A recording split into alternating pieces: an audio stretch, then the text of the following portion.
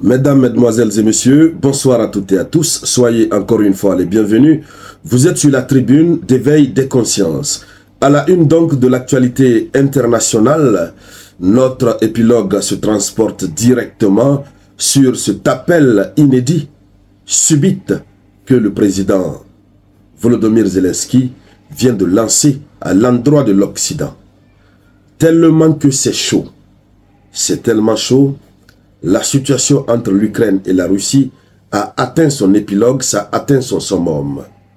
Déjà, il faut commencer par dire que la nuit d'hier, dans la nuit du 5 septembre au 6 septembre, dans cette localité qu'on appelle Lviv, que certains appellent Lavov, cette localité a reçu encore des pluies russes.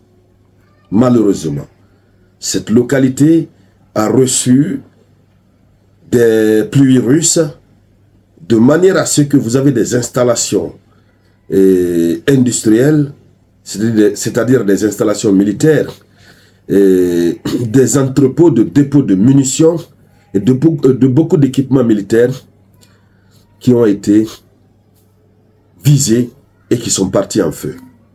J'ai pas voulu mettre les images ici puisque ce sont des images très sensibles. Et l'algorithme est très sensible à ces genres d'images. Mais c'est vraiment triste ce qui est en train de se passer du côté de Lviv.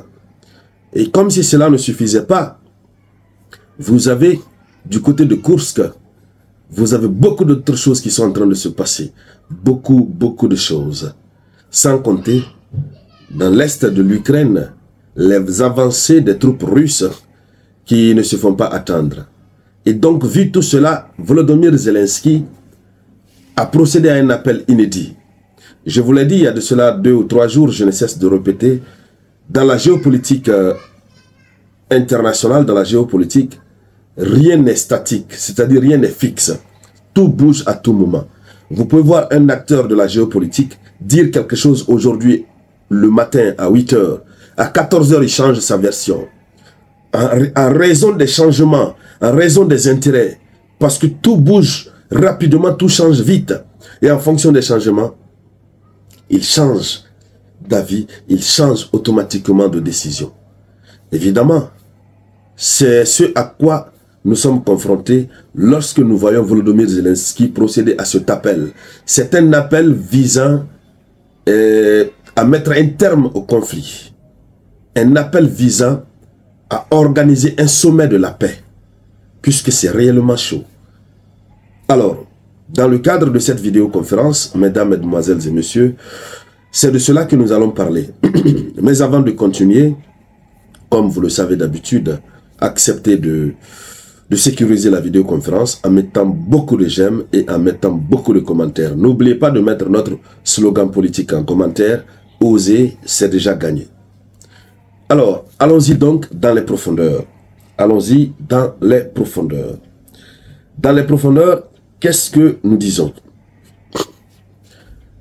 Voici l'appel de Volodymyr Zelensky. Volodymyr Zelensky a lancé l'appel, mais la Russie a répondu par le biais de Dmitri Peskov, le porte-parole du Kremlin.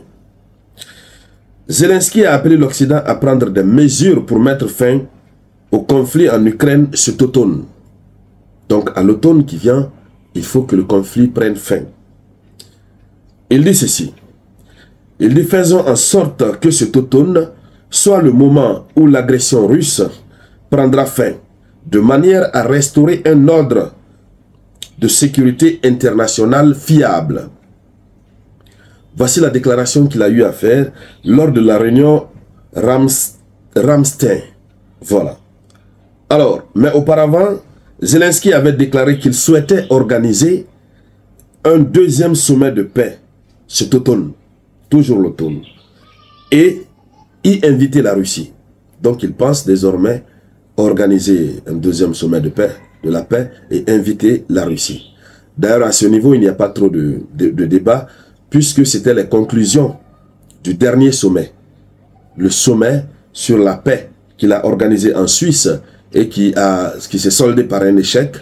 Lors de ce sommet, les conclusions des participants, même ceux-là qui étaient pour l'Ukraine, leur conclusion c'était ça, qu'il qu'il ne pouvait pas y avoir un sommet sur la paix sans la Russie. Il faut obligatoirement que la Russie soit représentée. Et c'est après ça que le Qatar a décidé de mener des pourparlers afin d'aller sur des négociations. Oui, pour pouvoir négocier enfin. Mais les pourparlers du Qatar sont restés en cours. L'incursion de Kursk a été déclenchée. C'est ce qui a soulevé la colère inimaginable des autorités russes qui ont donc refusé, qui ont donc opposé, c'est-à-dire qui ont apposé un refus catégorique à toute forme de pourparlers en vue des négociations. Alors, donc, Volodymyr Zelensky veut organiser un sommet pour la paix. Mais pendant ce temps, le conflit continue toujours. Les alliés continuent de fournir à l'Ukraine les équipements nécessaires qu'il faut. On continue. Zelensky dit ceci. L'automne est très bientôt, mais il est encore temps de préparer le sommet et d'attirer la plupart des pays du monde. Voici ce que Volodymyr Zelensky déclare. Il continue en disant qu'il a un plan pour mettre fin à la guerre. Donc, il a désormais un plan pour mettre un terme à la guerre. Quel est ce plan? Si au départ c'était le plan de la victoire que nous avons abordé ici, maintenant il nous parle du plan de, comment on appelle, le plan pour mettre un terme à la guerre. Est-ce que ce plan pour mettre un terme à la guerre, c'est le fameux plan qu'il a proposé comme étant son plan de victoire? Puisque s'il remporte la victoire, ça veut dire que le conflit a pris fin. Mais si il ne nous parle plus du plan de victoire, mais il dit plan de, comment on appelle, un plan pour mettre un terme au conflit, pour mettre un terme à la guerre. Alors ça veut dire que Volodymyr Zelensky, sûrement c'est un nouveau plan. Mais pour l'instant, on n'a pas encore le contenu de ce plan, voilà, sur lequel Volodymyr Zelensky compte mais énormément pour mettre un terme au conflit.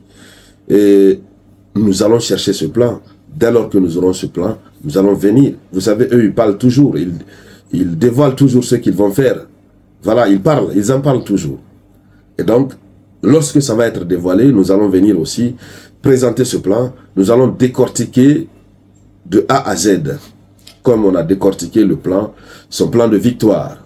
Bon, on ne sait pas. C'est parce que le plan de victoire a échoué peut-être qu'il veut adopter un nouveau plan pour mettre un terme à la guerre. On ne sait vraiment pas. Mais on va continuer de suivre cette actualité. Alors, du côté de la Russie, le porte-parole du Kremlin a répondu, Dmitri Peskov. Il a répondu. La réponse de la Russie ne s'est pas fait attendre. Qu'est-ce que la Russie a dit? C'est de cela que nous allons parler dans la prochaine vidéoconférence, par la grâce de Dieu. Merci donc de partager cette vidéoconférence au maximum. Je vous reviens tout à l'heure avec la déclaration de la Russie, la position ferme, la position de la Russie par rapport à cet appel de Volodymyr Zelensky. Merci donc à toutes et à tous. C'était la voix de votre unique samouraï.